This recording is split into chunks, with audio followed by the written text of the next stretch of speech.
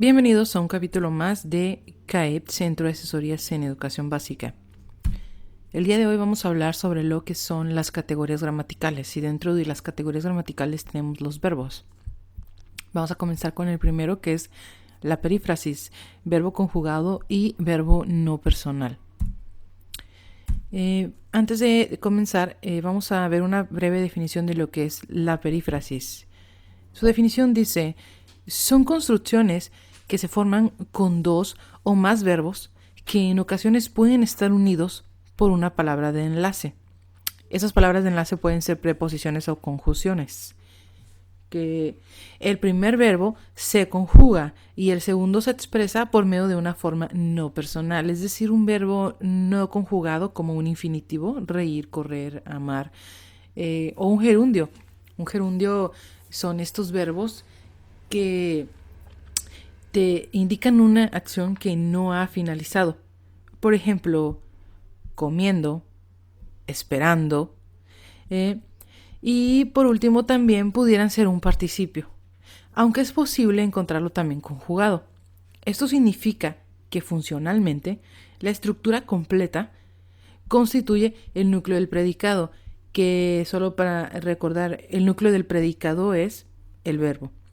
Entonces nos dice que dos verbos unidos por una palabra de enlace, una conjunción o una preposición, forman la perífrasis. Aquí el primer verbo funciona como auxiliar y tiene una significación débil que puede llegar a perder toda la perífrasis, equivale a un solo verbo.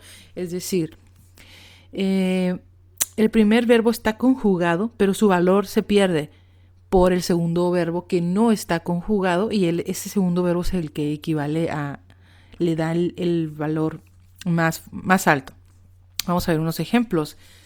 Dice el primero: voy a entregar los calendarios, donde tenemos el verbo voy, que es el verbo ir en su fase no conjugada, y el verbo entregar. Están unidos por la palabra a. Esta palabra es una preposición, conocida también como palabra de enlace. Y en el segundo, había dicho mentiras. Tenemos el verbo había del verbo haber y dicho del verbo decir, que aquí vemos que los dos están conjugados y no están unidos por una palabra de enlace. Entonces la perífrasis básicamente son dos verbos. El primero puede estar está conjugado, el segundo no, o bien el segundo pudiera también estar conjugado y van unidos por una palabra de enlace. Y entre estas dos o tres palabras se forma un solo verbo. El tercer ejemplo nos dice anda buscando, el verbo andar, el verbo buscar, dos verbos conjugados también para dar sentido a uno.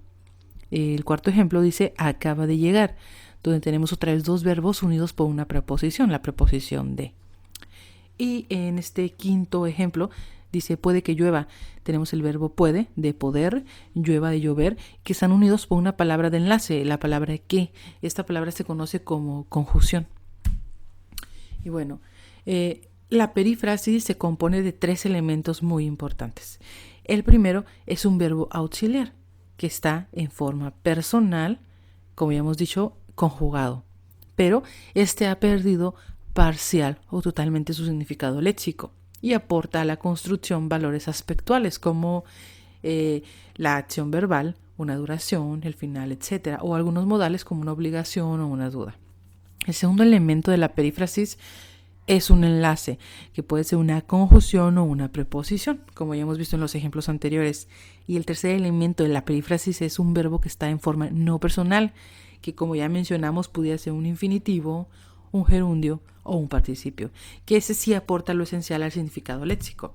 Y tenemos aquí un último ejemplo que dice tengo que estudiar, donde tenemos aquí representado el verbo auxiliar conjugado, que es el primero, la palabra tengo. Posteriormente tenemos el enlace, que es la palabra que, esta es una conjunción, y por tercer lugar ya tenemos el verbo en forma no personal, que es el verbo estudiar, y juntos estos, tengo que estudiar, forma una perífrasis. Y básicamente eso sería todo.